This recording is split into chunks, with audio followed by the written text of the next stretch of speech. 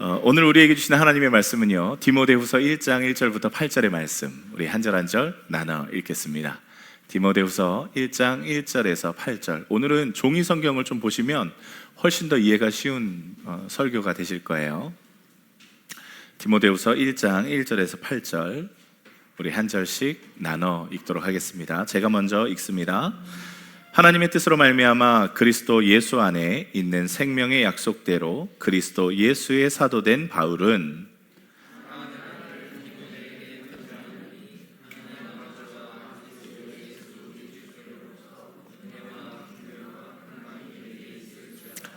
내가 밤낮 간구하는 가운데 쉬지 않고 너를 생각하여 청결한 양심으로 조상적부터 섬겨오는 하나님께 감사하고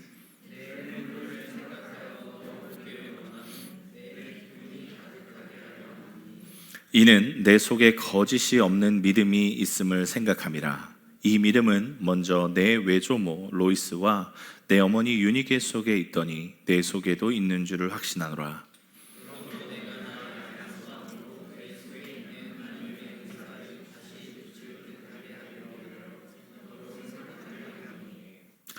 하나님이 우리에게 주신 것은 두려운 마음이 아니요 오직 능력과 사랑과 절제하는 마음이니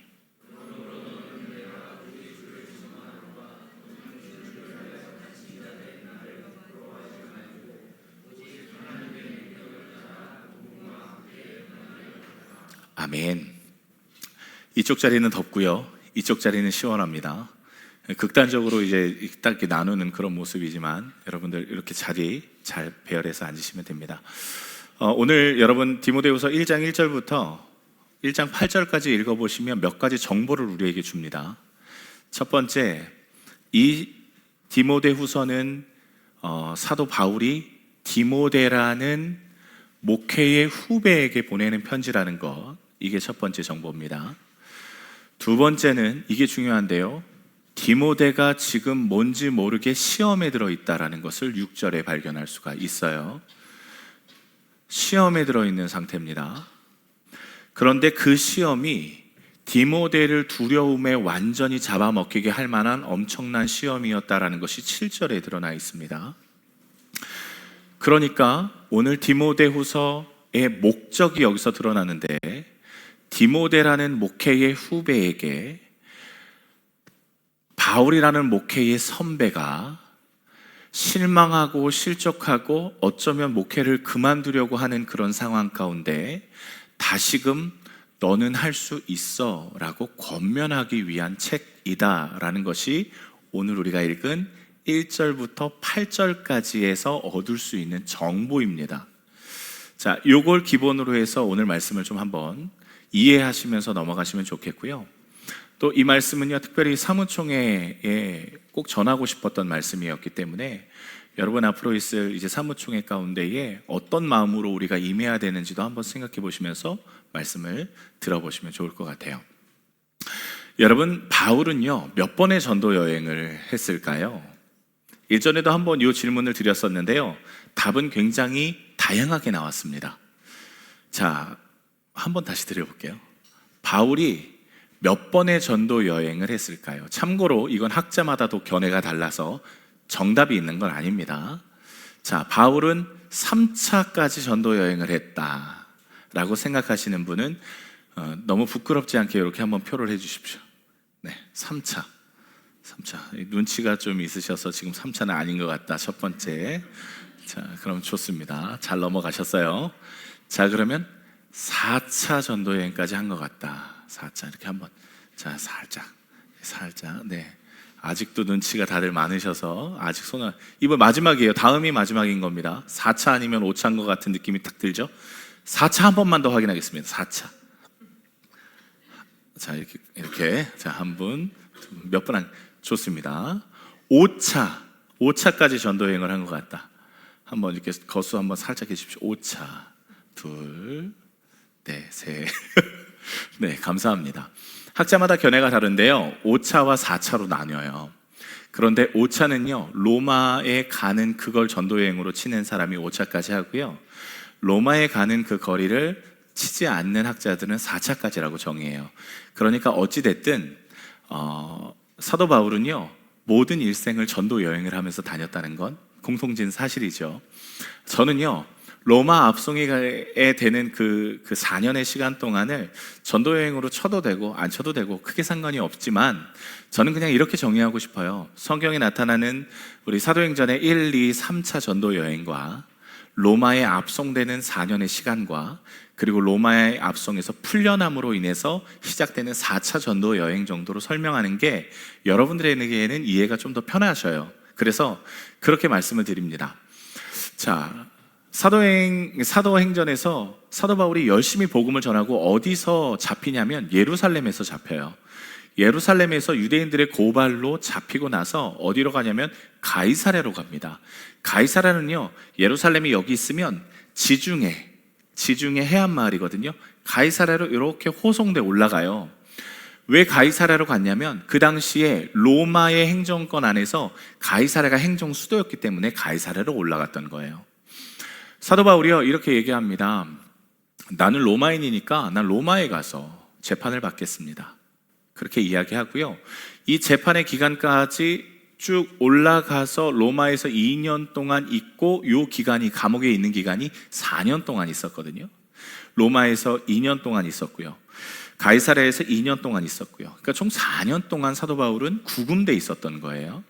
자, 4년 동안 구금돼 있었지만 사도 바울은요, 사실 재판받지 못하고 무죄 방면됩니다. 왜냐하면 이 당시의 법이요, 이런 거예요. 고소인은 로마인을 고소했을 때 로마 황제 앞에서 재판을 받으려면 고소인도 같이 와야만 했거든요. 그런데 유대인들이 고소를 했는데 왔을까요? 안 왔을까요? 안 옵니다. 왜냐하면 무고하게 고소했기 때문에, 죄가 없는데 고소했기 때문에 이 유대인들이 오면 되려 무고죄로 붙잡히는 거예요. 그래서 오지 않습니다. 그래서 사도 바울은요, 4년 동안 감옥에 있었지만 아무 재판을 받지 않고 풀려나게 돼요. 억울하죠. 억울합니다. 그런데 참 재밌는 것은 여러분이 알고 계시는 그 옥중서신이라는 그 3권의 책에요, 사도 바울이 스스로를 알아요. 나 곧 풀려난다 라고 이야기해요. 나 풀려날 거니까 너희들에게 가기 원한다, 그렇게 이야기하는 구절이 많이 있어요. 그러니까 사도 바울은 본인이 풀려날 것을 너무나 잘 알았고 또 그렇게 될 것을 이미 예상하고 있었기 때문에 굉장히 옥중서신이요, 나 옥에 갇혔다, 이런 어려운 느낌이 아니라요, 굉장히 희망적인 기록들이 많이 들어가 있다라는 거예요. 그런데 이렇게 풀려나고요, 사도 바울은 어디로 가냐면 서버나라는 곳으로 갑니다. 지금의 스페인이에요. 스페인으로 갑니다. 왜 스페인으로 가는지 아십니까? 거기가 사도 바울이 생각하기에 땅끝이었기 때문입니다. 땅끝으로 갑니다. 제가 생각하건대 사도 바울이 땅끝 가서 복음 전하면 예수님이 다시 올 것이라고 생각했던 것 같아요. 그리고 실제로 사도 바울의 기록에 보면 정말 예수님이 곧 오신다, 몇 년 안에 오신다라고 생각하고 기록했던 구절들이 굉장히 많은 걸 봤을 때, 사도 바울의 예상은 서머나의 복음을 전하면 땅끝까지 복음이 전해졌기 때문에 예수님이 곧 오신다라고 생각했던 것 같아요. 자, 그런데 문제는요, 여기서 끝나지 않는다는 거예요. AD 64년 7월 18일 날 로마에 엄청난 사건이 일어나는데, 그 사건이 뭐냐면요, 로마 대화재가 발생합니다. 이런 거 잘 모르셔도 돼요. 로마 대화재가 발생하는데, 로마의 행정구역은 14개로 구성되어 있는데 무려 10개가 타버립니다. 완전히 타버려요. 왜 그렇게 타버리느냐? 로마는요, 여러분 제국이잖아요. 침탈을 받은 적이 없어요. 그래서 사람들이요, 로마라는 도시에 나무로 집 짓고 보수공사할 일이 한 번도 없었어요. 전쟁으로 집이 와라락 무너지면 더 튼튼한 집을 질 텐데, 로마는 워낙 안전한 도시니까 튼튼하게 질 필요도 없고 나무로 치면 되고 올려서 치면 되고 붙여서 치면 됐으니 로마 화재 한 방에 정말 로마 도시 전체가 전소될 만큼 불이 일어납니다. 그런데 이 로마 대화재를 일으킨 주범이 누구냐를 찾기 시작했어요. 사람들이. 누가 거론됐을까요? 아이러니하게도 네로 황제가 주범이라고 거론이 됩니다. 왜냐하면 네로 황제가 이때 어떤 주장을 펼쳤냐면 로마가 너무 낙후됐고 또 원로원들이 로마시 안에서 힘을 얻었기 때문에 원로원들의 이 막강한 힘을 견제하기 위해서 행정수도를 옮기자, 로마 박살내고 행정수도 옮기자, 이 주장을 계속하고 있었거든요. 그런데 그 주장을 했는데 때마침 불이 난 거예요. 행정수도를 옮길 만한 일들이 일어난 거죠. 그래서 저거 네로가 저렇게 불낸 거야 라는 소문이 퍼지기 시작했고, 정말 네로 황제가 있는 궁에 100m까지 사람들이 몰려가기 시작합니다. 요새 대한민국에서 계속 그런 일들이 일어나는 것 같은데 몰려가요. 그런데 네로 황제가 살기 위해서 어떤 말을 하느냐, 제가 한 게 아니라요, 저 그리스도인들이 한 거예요. 왜냐하면 참 재밌게도요, 그리스도인들의 집성초는 하나도 타지 않았습니다. 이 말이 굉장히 신빙성을 얻어요. 내가 불을 핀 게 아니라 저 그리스도인들이 화재를 일으킨 거라고, 쟤네 집 보라고 하나도 안 타지 않았냐고 하면서 그들을 막 누명을 씌우기 시작합니다. 그리고요, 이 당시에 그리스도인들의 누명이 굉장히 많이 급살로 이제 일어나는 이유가 뭐냐면 이들의 삶이 조금 특별했기 때문에 그렇습니다. 왜냐하면 저 형제끼리 결혼을 해요. 형제끼리 결혼을 해요. 예. 형제와 자매가 결혼을 해요. 무슨 의미인지 아세요? 형제님, 자매님, 그 당시에 이렇게 불렀거든요. 당신은 예수 그리스도 안에서 우리 한 가족이라고. 가족이 결혼을 한다고? 이게 지금 이상해진 상황이 된 거예요. 성찬식 하잖아요. 이것은 예수님의 피입니다. 예수님의 몸입니다. 하면서 저거 쟤네 좀 이상해. 쟤네 인육을 먹어. 피를 마셔. 이러면서 굉장히 괴기스러운 집단이라고 여겨졌습니다. 자, 그러니 타겟이 되기 딱 좋았던 거죠. 그리고 나서 예수 그리스도를 믿는 사람들을 잡아 죽이라는 명령이 떨어지고 정말 엄청나게 사람들이 죽어나가기 시작합니다. 자, 여러분, 그런데요, 그리스도인들이 하루아침에 죄인이 되고요, 하루아침에 많이 죽어나가는 이 순간, 이 고난을 피할 수 있는 고난이었을까요? 피하지 못하는 고난이었을까요? 피할 수 없는 고난이었을까요? 피할 수 있는 고난이었을까요? 로마 밖으로 막 도망가면 될까요? 로마의 제국은 행정구역이 엄청나서 도망가는 거 그렇게 효과가 없었습니다. 이것도 한번 여쭤볼까요? 거수 한번 해볼까요?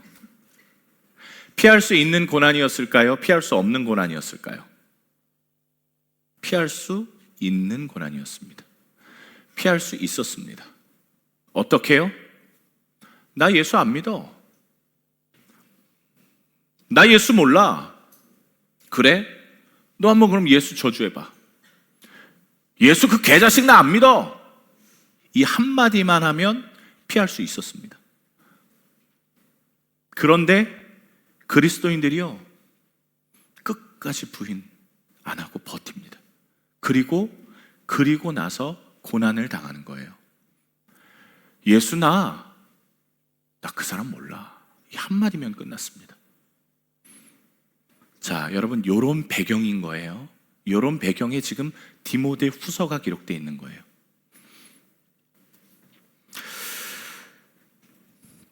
결국 사도 바울도요, 이때 잡힙니다. AD 67년, 68년경에 잡히고요. 이가 감옥에 들어가는데 그 전에 썼던 옥중서신과 디도서의 분위기는 완전히 달라요. 여러분, 주보에도 기록해놨는데요, 디모데후서 말씀의 몇 구절만 보시면 이 사도 바울이 지금 어떤 상황이라는 것을 정확히 표현하고 있습니다. 8절에 보면 우리의 증언함과 또는 주를 위하여 갇힌 자라고 이야기합니다. 한마디로 예수 복음을 전하면 잡히고 주를 위하여 잡힌다라는 거예요. 한마디로 예수 부인하면 안 잡힙니다. 예수 개자식이야 이야기하면 안 잡혀요. 두 번째, 15절에 아시아에 있는 모든 사람이 나를 버렸다라고 이야기합니다. 왜냐? 여러분, 내가 예수 믿는다고 지금 예수의 지도자라고 잡혀있는 상황 가운데에 바울을 여러분 신방한다고요? 어림없는 일이죠. 신방하면 저것도 그리스도인이네 하고 잡아 가둔다는 겁니다. 그러니까 지금 사도 바울은요, 빛도 안 들어오는 지하 감옥에 갇혀 있는 상황이에요. 16절에 보면요, 내가 사슬에 매였다라고 고백합니다. 예수 복음 전하다, 예수 부인 안 하여서 지하 감옥에 갇힌 것뿐만이 아니라 사슬에 매여 있는 상태가 바로 지금 사도 바울의 모습이었던 겁니다. 사도 바울도요, 전과 같이 자신이 풀려날 것이라고 생각을 전혀 못하고 있어요. 왜냐하면 디모데후서 4장에 가보면 여러분 뭐라고 기록되어 있습니까? 4장 6, 7, 8절에 보면 사도 바울은 본인의 죽음을 직감합니다. 그리고 본인의 모습을 이렇게 표현해요. 여러분 디모데후서 4, 6, 7, 8절 한번 같이 읽어볼까요? 디모데후서 4장 6, 7, 8절입니다. 함께 있습니다. 전제와 같이 내가 벌써 부어지고 나의 떠날 시각이 가까웠도다. 나는 선한 싸움을 싸우고 나의 달려갈 길을 마치고 믿음을 지켰으니 이제 후로는 나를 위하여 의의 면류관이 예비되었으므로 주 곧 의로우신 재판장이 그날에 내게 주실 것이며 내게만 아니라 주의 나타나심을 나뿐만 아니라 예수 부인 안 하고 감옥에 갇히고 혹은 풀려 있다 하더라도 예수의 이름으로 살아가는 자에게 하나님께서 분명히 의의 면류관을 주실 것이다. 그런데 나는 이제 끝났다. 이렇게 표현해요. 우리 성경 공부하시는 분들은 왜 이런 표현이 나왔는지 전제를 통해서 아실 겁니다. 그죠? 전제는 끝났다는 거거든요. 여러분, 이렇게 끝난 사람, 그러니까 예수 때문에 이제 생명을 잃어버린 사람이 적은 성경이 디모데 후서입니다. 그러면 어떻게 적어야 될까요? 야, 큰일 났다. 그리스도인들 다 죽겠다. 그렇게 적을까요? 문제는요, 이런 사도 바울이 아까 우리 디모데후서 1장 6, 7절의 말씀에 봤을 때 어떤 시험을 당해서 낙심하고 있는 목회의 후배, 영적인 아들이라고 표현되는 디모데에게 적은 편지이기 때문에 위험을 당하고 있는 사람이 상심한 사람에게 보낸 편지니 여러분 이게 도대체 무슨 말을 하는 걸까요? 나 위험하다, 나 마음 어렵다, 이런 얘기에서는 말이 안 되겠죠. 여러분, 그런 디모데에게 오늘 사도 바울이 뭐라고 하고 있는 줄 아십니까? 저는 오늘 1장 1절의 말씀에 좀 집중해 봤으면 좋겠어요. 디모데후서 1장 1절의 말씀에 보면 이렇게 사도 바울이 자신을 소개를 합니다. 하나님의 뜻으로 말미암아 그리스도 예수 안에 있는 생명의 약속대로 그리스도 예수의 사도된 바울은, 여러분 맞나요? 틀리나요? 이 말씀이 맞나요? 틀리나요? 맞죠? 이상한가요? 안 이상한가요? 하진자매 이상해요? 요 구절이? 하나도 안 이상하죠? 안 이상합니다. 사도된 바울 맞습니다. 그런데 여러분 이 구절은 굉장히 이상한 구절입니다. 이거 말도 안 되는 구절이에요. 왠지 아세요? 사도 바울이요, 나 사도야, 나 예수 그리스도의 사도야, 이렇게 이야기한 사도 바울의 편지는요, 대부분 본인의 사도권을 인정하지 않는 교회나 지역에 보내는 편지를 쓸 때 꼭 이야기했던 거예요. 한마디로 내가 예수 그리스도의 사도라고 인정을 안 하면 편지 서문에 나는 그리스도 예수의 사도된 바울이다 라고 적어 보낸 구절을 오늘 디모데에게 보내고 있는 중이에요. 그러면 디모데가 지금 바울의 사도권을 인정하지 않는 중이었던 걸까요? 디모데가 저 스승이라는 게 지금 감옥에 갇혔으니 저게 무슨 사도야, 뭐 이런 위치에서 지금 이 편지를 읽는 걸까요? 아니란 말이에요. 디모데는요, 바울의 영적인 아들이었어요. 목회의 후임이었고요, 가장 신중하고 가장 중요한 때의 사도 바울의 입장에서 그 사명을 감당했던 사람이었어요. 그러니 바울의 사도권을 의심하고 있는 사람에게 보낸 그런 의미가 아니라고요. 그러면 뭘까요? 나는 그리스도 예수의 사도된 바울이야. 왜 이야기를 했을까요? 분명히 목적이 있다는 거예요. 여러분, 사도가 뭡니까? 사도가 뭐예요? 예수님의 제자를 사도라고 합니다. 그죠? 예수님의 제자는요, 예수님의 삶, 그리고 꼭 필요한 게 뭐냐면 예수님의 죽으심과 부활하심을 눈으로 목격한 자를 사도라고 해요. 이게 필수예요. 예수님의 죽음과 부활을 목격한 자가 사도인 겁니다. 그러면 여러분, 사도 바울은 사도가 맞나요? 아닌가요? 아니에요? 맞나요? 솔로몬 형제님, 맞나요? 아닌가요? 조건은 예수 그리스도의 십자가의 죽음과 부활을 목격해야 합니다. 아니에요? 사실은 사도 바울은요, 예수 그리스도의 죽음과 부활을 목격하지 못했죠. 그런데 여러분, 왜 우리가 사도 바울을 사도라고 칭하냐면, 예수님께서 사도 바울이 예수 그리스도인들을 잡아 가두러 가는 그 다메섹으로 가는 길에서 누구를 만납니까? 예수님을 만나요. 자, 그런데 예수님께서 하신 말씀 중에 왜 네가 나를 핍박하냐? 라고 이야기를 하세요. 즉, 예수 그리스도의 몸된 공동체를 핍박함으로, 죽임으로 예수 그리스도의 십자가를 받다고 여기는 거예요. 그리고 다메섹 도상에서 빛으로 만난 예수님의 부활을 만났다라고 칭하는 거예요. 그래서 우리는 사도라고 지금 이야기하지만 사실 이 당시에 우리가 예수 그리스도 십자가 안 받잖아. 아니, 예수 그리스도를 따라다니기라도 했어? 하면서 사도권을 의심했다라는 거죠. 하지만 디모데에게는 그런 게 통하지 않았어요. 디모데는 사도 바울과 끝까지 함께 했던 자입니다. 디모데후서 영적인 아들 후배에게 이 전하는 사도 바울의 메시지. 그러면 왜 사도라고 말하고 있을까요? 그건 사도라는 뜻의 의미가 있기 때문입니다. 여러분, 사도가 뭘까요? 또다시 여쭤보는 것 같은데, 사도는 예수님의 제자이지만 실제 사도라는 이 단어의 뜻이 무엇이냐면 보냄을 받은 자라는 뜻이에요. 보냄을 받은 자. 중요한 건 여러분, 보냄을 받은 자는 제일 중요한 게 뭘까요? 나를 보내신 이가 있다라는 게 가장 중요한 거예요.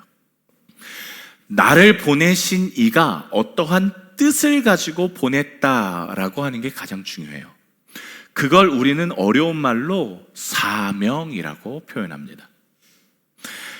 나를 보내신 이가 있고 너도 너를 보내신 이가 있다. 나를 보내신 이는 나를 여기까지 사명으로 이끄셨고 이제 그 사명이 끝나간다. 디모데야, 너를 보내신 이도 나를 보내신 이와 같은 분인데 너에게도 그분이 사명을 주셨다.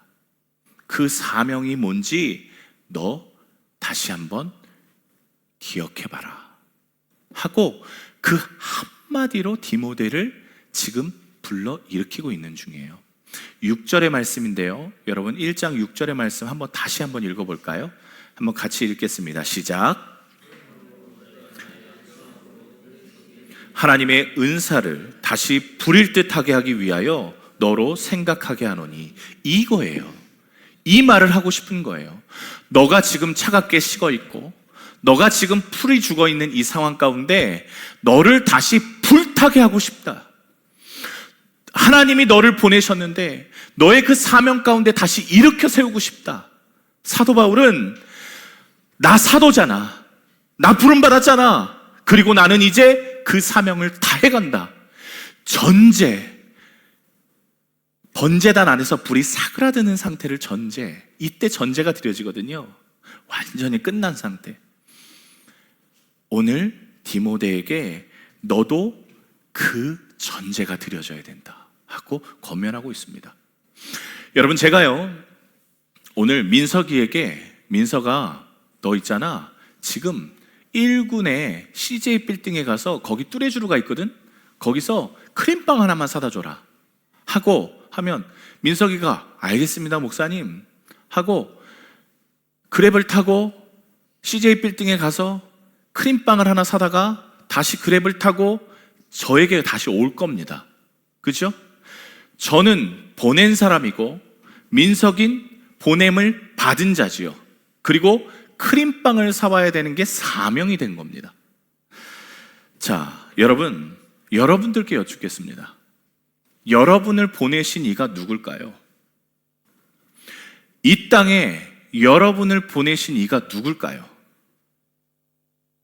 혹 여러분을 우연치 않게 아무렇지 않게 세포가 번개를 맞아 분열해서 그렇게 여러분 태어났었던 걸까요?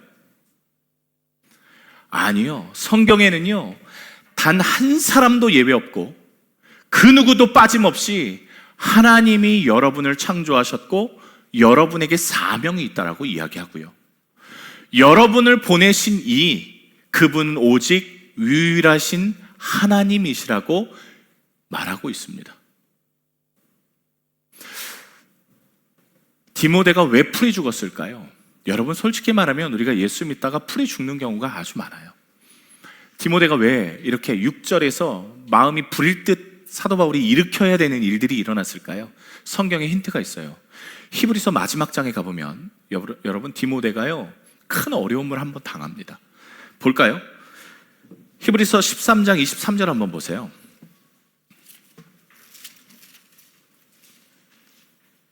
먼저 찾으신 분이 한번 읽어주세요. 13장 23절.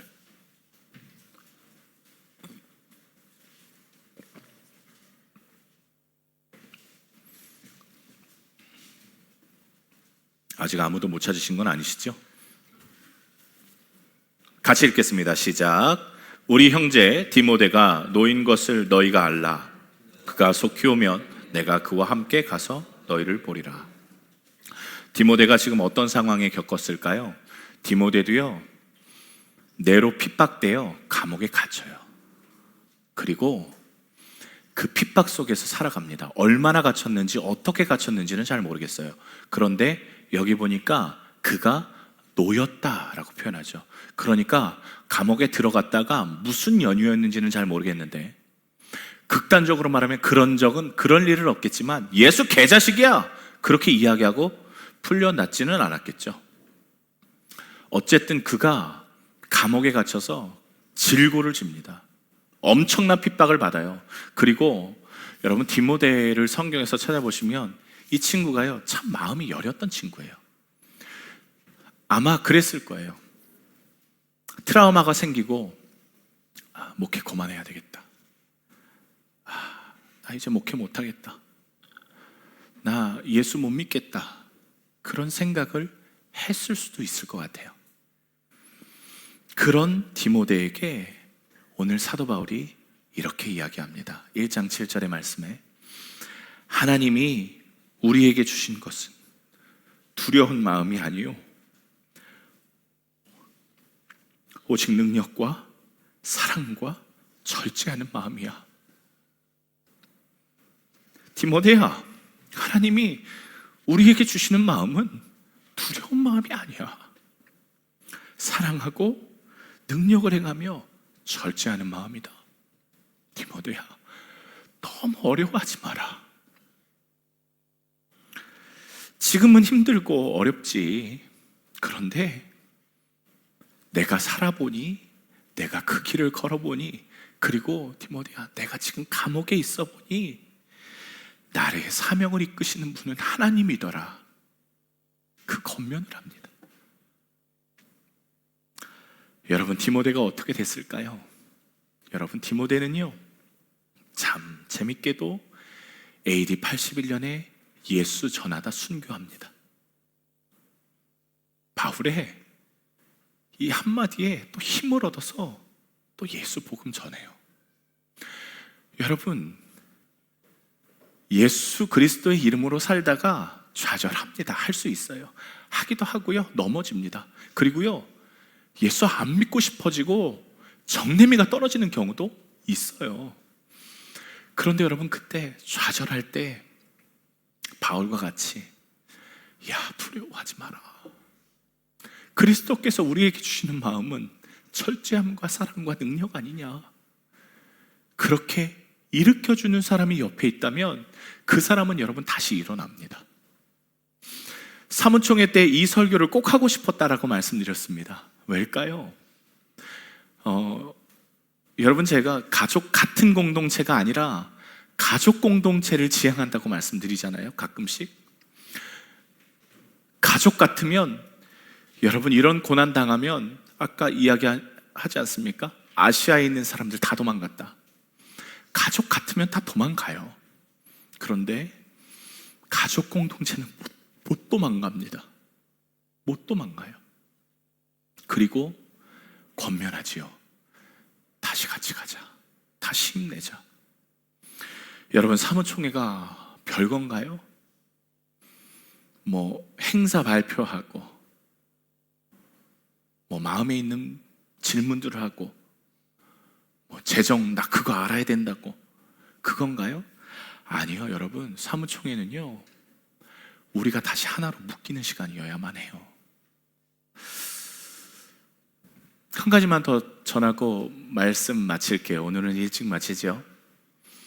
여러분, 사도 바울이 디모데야, 나를 보내신 이가 있다. 그리고 나를 보내신 이의 사명이 있다. 그러면 디모데도요, 나를 보내신 이를 기억하고 바라보는 게 사명이 되겠죠. 여러분, 우리를 부르신 이, 우리를 이 땅에 부르신 이가 누굴까요?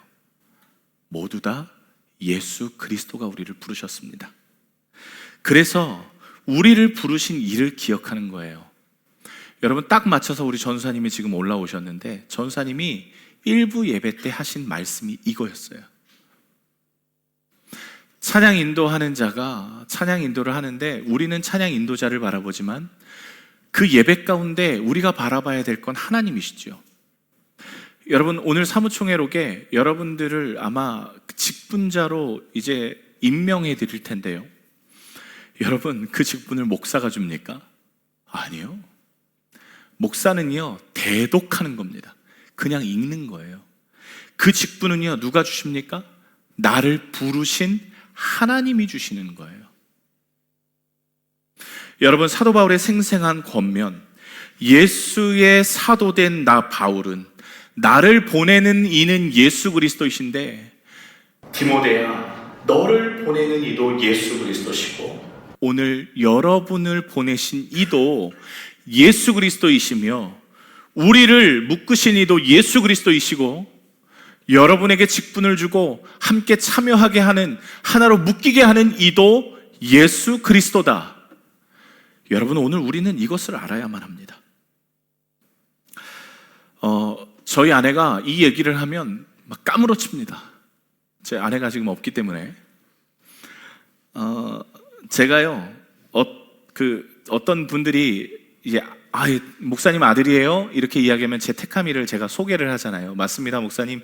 제 아들입니다. 이렇게 이야기할 때 제가 제 아들입니다. 이렇게 안 하고요, 제 아들놈입니다. 이렇게 해요. 놈을 붙입니다, 놈. 그러니까 저보고 아내가 무슨 아들한테 놈이라는 얘기를 하냐고 막 경기를 일으켜요. 여러분, 혹시 아들 소개하실 때 우리 목사님 노아한테 제 아들놈입니다 이렇게 소개 안 하시죠? 소개를 안 하시나요, 아예? 아하, 요거는 좀 생각 못한 멘트였는데. 네. 우리 혹시 그 아들, 딸 이렇게 소개하실 때 조금 거칠긴 하지만 죄송합니다, 용서해 주세요, 딸녀입니다 이렇게 소개하는 분들도 많아요. 근데 우리는 좀 고상하기 때문에 그런 얘기를 잘 안 하실 텐데, 여러분, 좀 꼰대 같은 얘기 좀 하겠습니다. 양반집에서는요, 제가 양반이라는 뜻입니다. 양반집에서는요, 자신의 위치를 낮춰서 이야기함으로 인해서 상대방을 높여주는 이런 법칙들이 있습니다. 그러니까 예를 들면 이 아들놈 같은 거예요. 제 아들놈입니다 라고 이야기하면서 상대방을 높이는 거예요. 여러분, 하나님의 종입니다, 종님입니다, 이런 거 있을까요, 없을까요? 종님입니다 있습니까? 없습니까? 없어요. 종놈입니다는 있습니까? 없습니까? 있습니다. 하나님의 종은요, 종님이라고 없어요. 종놈이라고만 있죠. 여러분, 하나님의 종놈이 왜 이름이 드러납니까? 목사가 하나님의 종이라고요? 종놈이 왜 이름이 드러납니까? 몸소리 치는 거예요. 하나님, 주님의 종이라고 하는데 왜 고개를 빳빳이 세우고, 주님의 종이라고 하는데 교회 좀 크다고 거들먹거리는 이 종놈들을 도대체 어떻게 합니까? 죄송하지만 지금 목사 욕하고 있는 거지만 여러분, 이건 오늘 여기 계신 모든 분들이 새기셔야 돼요. 우리 하나님의 종입니다. 그런데 어떻게 하나님 앞에서 고개를 듭니까?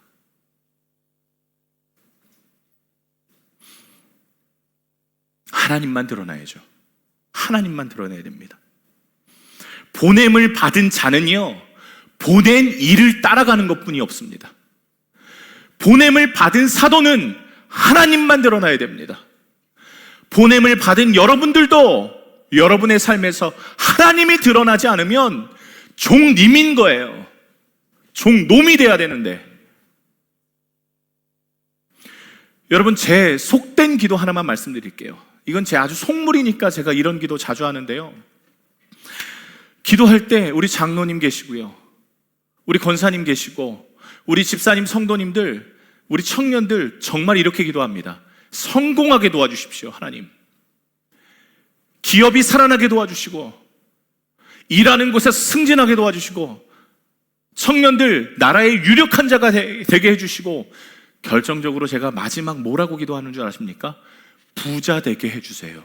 그렇게 기도합니다. 여러분들을 부르며 그렇게 기도하고 있다고요, 지금. 왜요? 종 역할 좀 잘할 수 있도록 기도하는 거예요. 종. 그렇게 기도해서 하나님께서 기도를 들어주셔서 여러분들 부자 되게 해주시고, 유력한 자가 되게 해주시고, 잘 되게 해주시고, 그런데 그 순간 만약에 종이 나를 보내신 일을 잊으면 그건 저주예요. 그런데 부자 되고 유력한 자가 되고 잘 됐는데, 아, 나를 보내신 이가 하나님이시니 나는 종이고 하나님의 뜻대로, 하나님의 말씀대로 나에게 주신 권력과 권능과 능력과 재정을 사용하겠다라고 하면 그건 정말 큰 복이 되는 거죠. 디모데가요, 여러분, 엉엉 울어요. 성경에 보면 디모데가 눈물을 흘려요. 그 당시에 심령이 그랬던 것 같아요.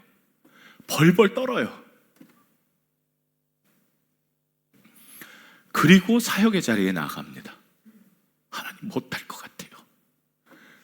하나님, 내가 어떻게 합니까? 엉엉 울면서도 바른 사역의 장으로 가고 있는 거예요. 왜요? 나를 부르신 이가 있다는 것을 알기 때문에 가는 거죠. 담대하지 못했어요. 유약했고요, 그는 계속 넘어졌을 거예요. 그런데 벌벌 떨면서도 하나님의 복음을 전해요. 그러다 죽습니다. 디모데를 보면 부름받은 자의 삶이 그대로 드러나는 것 같아요. 여러분, 누가 예수 믿는다고 영광이 있다라고 했습니까? 영광 없어요. 죽음만 있지요. 고난만 있지요. 그런데 그 길을 왜 갑니까? 나를 부르신 이가 그렇게 명하셨기 때문에 가는 겁니다. 여러분, 기억하셔야 될 것은요, 나를 보낸 자가 있다는 것과 내가 그 사명에 합당한 길을 걸어가야 한다는 것, 이것만 기억하시면 좋겠습니다. 우리 내년도에 복음을 붙들고 갈 겁니다. 복음. 여러분, 전도하기 어려우시죠? 한번 해볼 겁니다. 왜요? 어려워도 떨어도 눈물 흘려도 복음은 우리가 전할 사명이기 때문에 그래요. 여러분, 가족으로 뭉쳐져 볼 겁니다. 어떤 성도님이 저한테 그랬어요. 목사님, 그게 얼마나 어려운 건지 알아요? 저희는 해봐서 압니다. 어렵죠. 그런데 몸을 부들부들 떨면서도, 이를 갈면서도 해볼 겁니다. 왜냐? 그게 우리의 사명이기 때문에 그렇습니다. 그렇게 주님 따라가는 여러분 되시길 주님의 이름으로 너무너무 많이 축복합니다. 기도하겠습니다.